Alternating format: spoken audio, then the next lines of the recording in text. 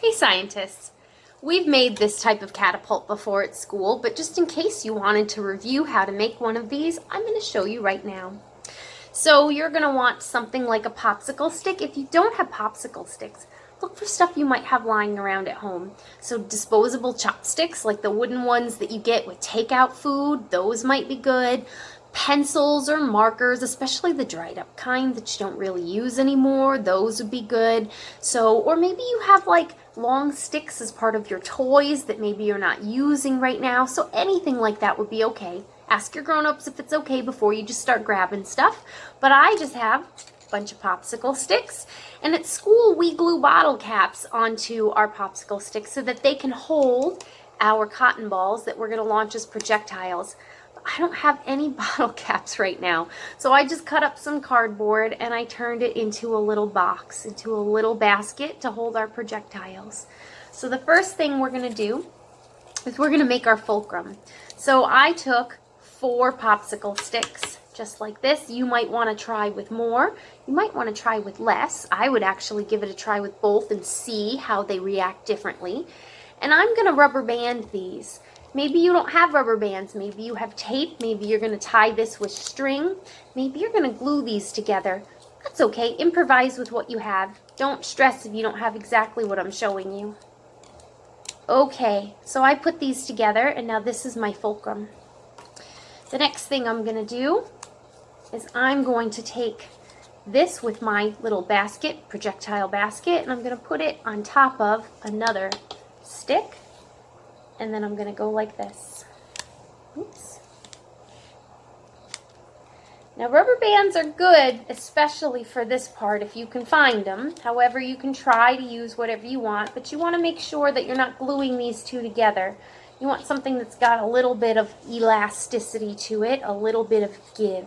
So now I've got this right here. Okay, I have my fulcrum. And I have what's going to become my throwing arm. So the first thing I'm going to do is I'm going to open it up like an alligator's mouth. There's my alligator's mouth. I'm going to stick my fulcrum in there. And now, oops, there we go.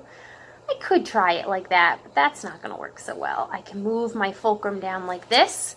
I personally like to move my fulcrum all the way down and make the alligator's mouth as big, as wide open as I can. But you can move it back like that. Can move it back a little farther. I like it like that. So I would try with a bunch of different ways and then see which one you like best. So I'm going to put it all the way down there. And now, because I don't want it to slide around, I'm going to put a rubber band on there.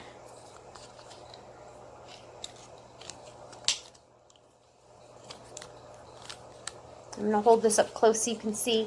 I made an X with my rubber band. Maybe you might want to try 2 rubber bands if you're having trouble. Don't worry if it's not perfect. So, this part is going to remain stationary. It's not going to bend. And then this, my fulcrum, normally our fulcrums, they rotate like this, but this one's not going to rotate. When I put this down flat here on the table, I'll pull it all the way back here. You're going to see that this top part right here is the only part that's going to move. So look at that.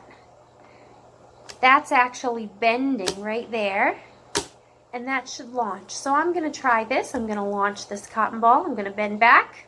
And now before I do, watch, I'm either holding it right here or I might even hold it right there.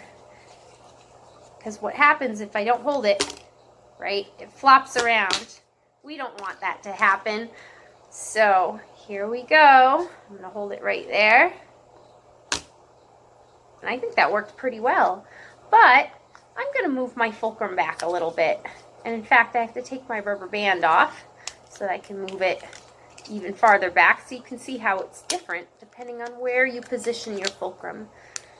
How wide of an open angle this alligator mouth makes. Is it a big wide open angle? Is it more of a small acute angle? Oops. Got my rubber band all tangled up. Okay, there we go. I think I'm going to try and position it right about there.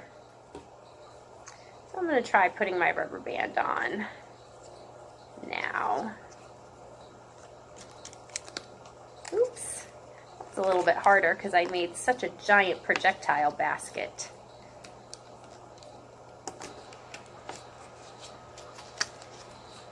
Well, I'm having trouble getting that rubber band on because I made a giant basket. You probably should make a smaller basket or use a bottle cap. I just don't have any bottles right now. So I'm just going to hold it right there, or you could glue it if you wanted. So now, instead of having it all the way down there, I'm going to put it right there. So this is a much smaller angle. Let's see how it changes, how our projectile launches. So I'm going to hold that nice and flat. Look at that. That didn't do very well.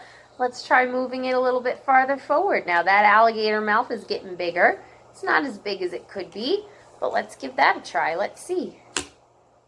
That actually was pretty good. Maybe I like it, and I'm going to keep it right there like that.